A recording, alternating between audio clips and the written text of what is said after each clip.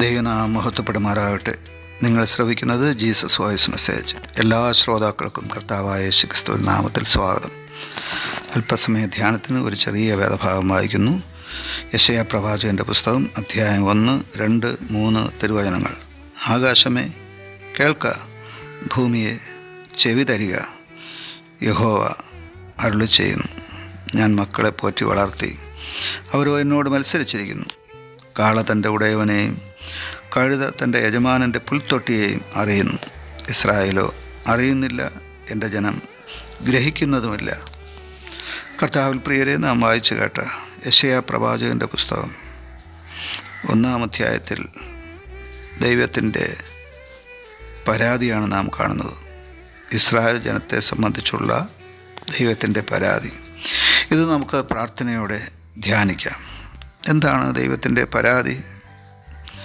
ഞാൻ ഈ ഭൂമിയിൽ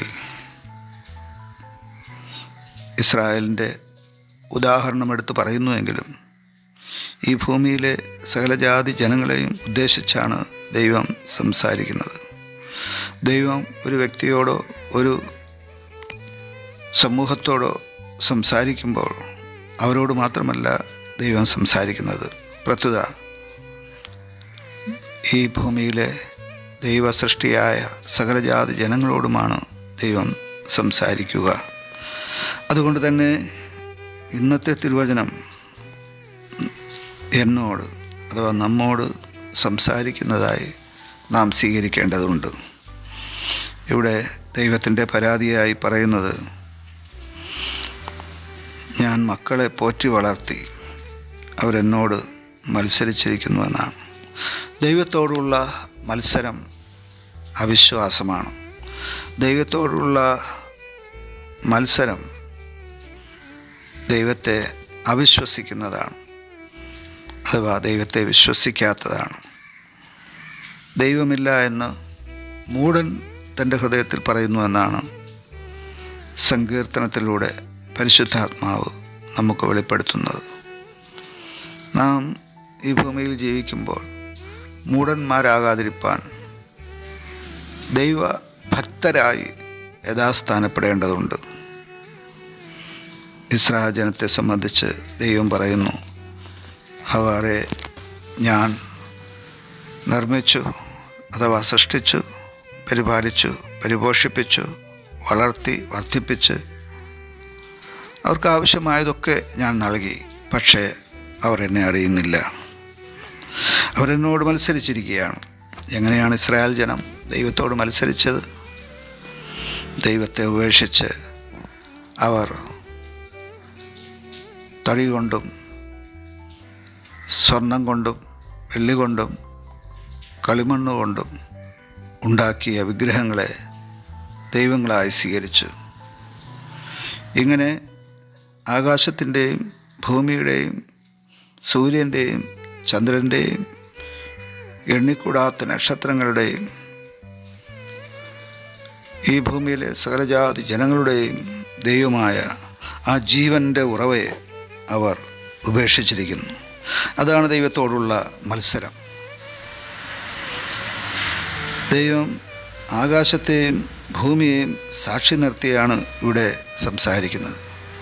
ഒരുപക്ഷെ ദൈവത്തെ കേൾക്കുവാൻ, ദൈവത്തെ അഥവാ ദൈവത്തിൻ്റെ വചനത്തെ ശ്രദ്ധിക്കുവാൻ ഇസ്രായേൽ ജനത്തിന് സമ്മതമായിരുന്നില്ല, അഥവാ അവർ അതിന് മനസ്സ് വച്ചില്ല.